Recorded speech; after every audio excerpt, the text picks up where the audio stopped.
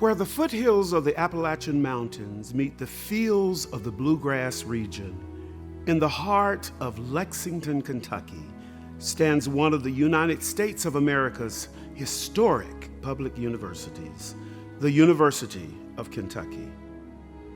Established in 1865, the University of Kentucky is proud to be an original land-grant institution.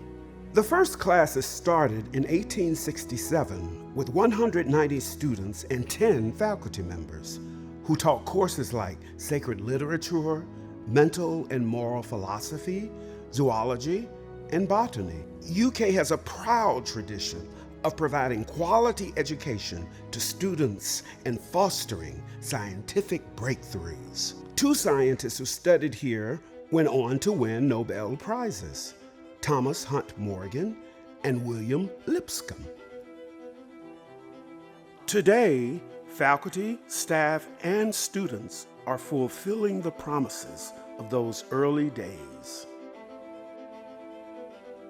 16 degree-granting colleges and professional schools are part of the University of Kentucky. UK also operates an extensive healthcare enterprise on its campus, with a main hospital that is nationally ranked. Faculty, staff, and students work together to advance life-changing research.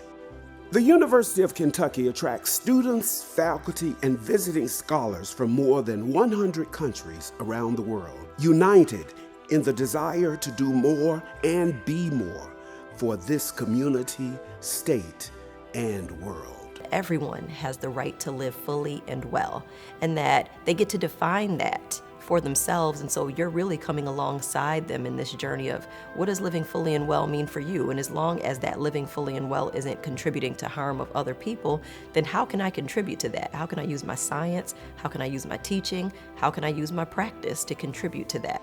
Students need to know that they can take risks, right? And that it's okay to take those risks, because that's where the learning's going to happen for them. But again, I don't believe in learning just for learning's sake. I think there needs to be some skin in the game for the students too, where they say, oh, I can understand how this helps me in my next class or in my vocation or, whatever it happens to be. My philosophy is to train my students to be problem solvers. We have such better calculators on our phones than they will ever be. We don't need to train them to be little human computers anymore. We need to train them to be critical thinkers. We need to train them to have resilience and to approach a scenario they're not familiar with and figure out how can I turn this into a problem that I do know how to solve, and then I'll let the computer do the number part. So what's the purpose of a university? It's to turn out people who know how to do a job. Just check the box, I cleared the class, they learned this material, we met the criteria for accreditation. That's not what it's about. But what's the real objective of what we're doing, so that when these people go out into the workplace, they know what they're doing and they contribute to society and they're well trained. Anytime that we get into healthcare, so regardless of your profession, right, there's a desire to help others.